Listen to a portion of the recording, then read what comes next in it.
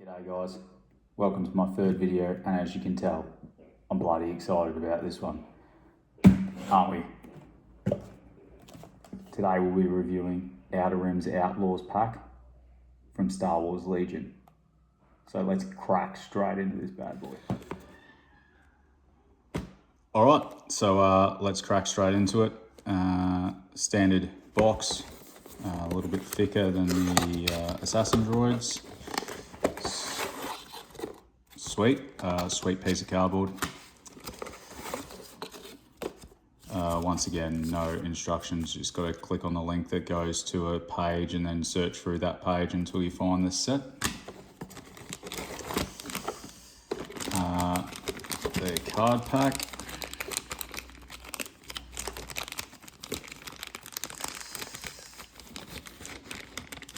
Right now, this one. What do we got here? So once again, it's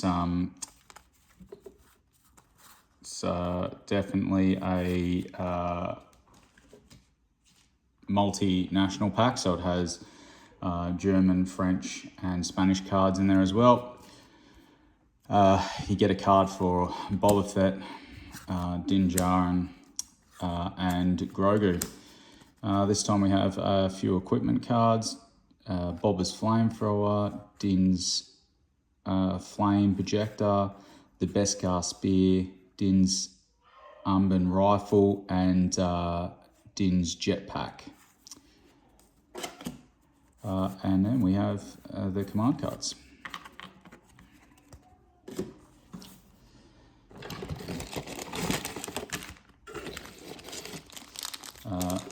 Three bases, and then the sprues. So let's start with the first sprue.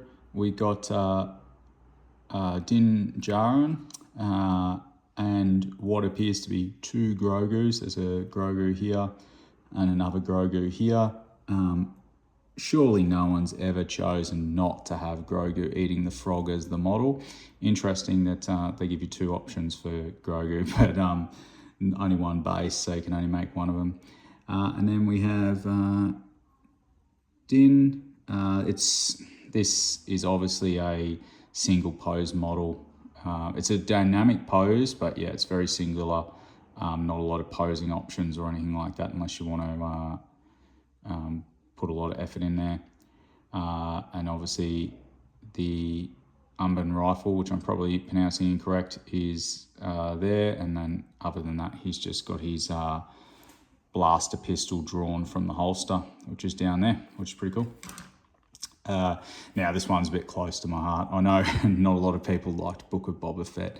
However, I sort of enjoyed the fact that it was an aged soldier, well past his use by date, just trying to make his way in the universe.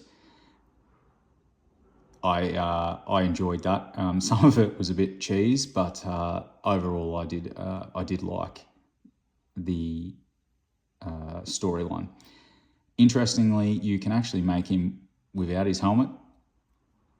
I probably won't do that, but he's got his jetpack, obviously, and he's got his Tusken Gaffy stick, I think it's called,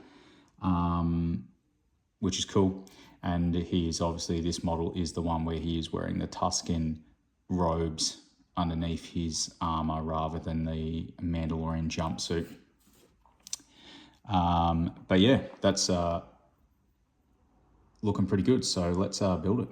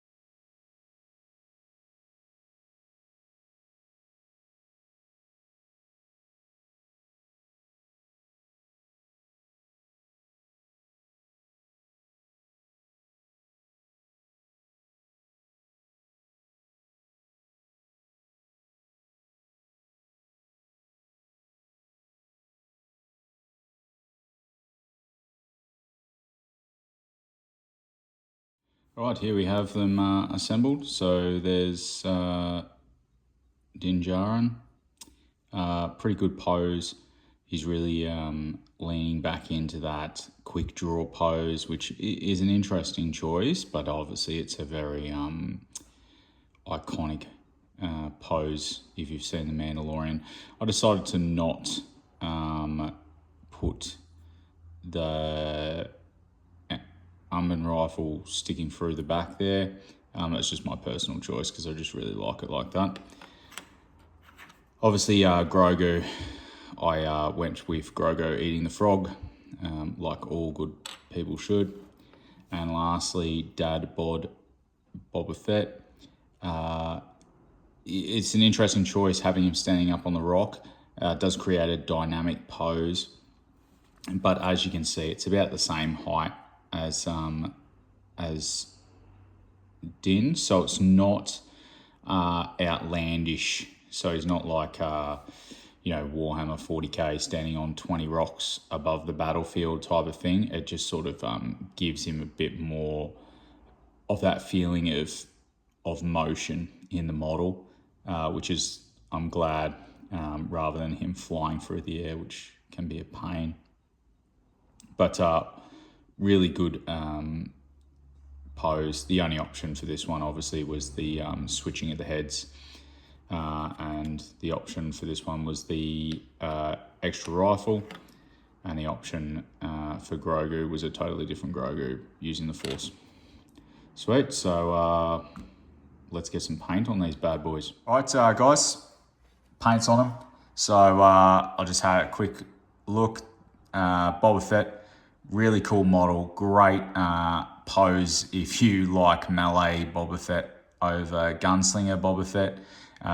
The only real downside to this is this gaffy stick. It is super fragile. You just bump that bad boy and it snaps off. I found out the hard way. Next, Grogu, obviously the frog pose. Why would you go anything else? I just did the frog a little bit lighter green just to sort of make it stand out a bit more. And then lastly, Din Djarin. It's a great model to paint. It's really dynamic and very easy because I just use that same trick that I said, Rune Fang Silver, and just start to highlight it up. There's a couple of bits of armor that are a little bit darker than the rest of the armor that you can see. There's one underneath the on the hip there. All I did was I used different silvers and different amounts of washes to just make it a bit different. And there's some little bits of coloured armour still on his hands. Interesting though, the knee rocket armour from the show that's blue isn't shown on the model, which I found interesting. Boba Fett has his obviously in the yellow, but Din doesn't have his on this model. All in all, I had a great time painting these, a great time assembling. They're very, very simple to assemble. There's not a lot of options for posing except for that Unban rifle and a head for Boba Fett to change. And then obviously you can make a totally different Grogu without the frog. All right, thanks very much for watching my video, and I'll see you on the next one.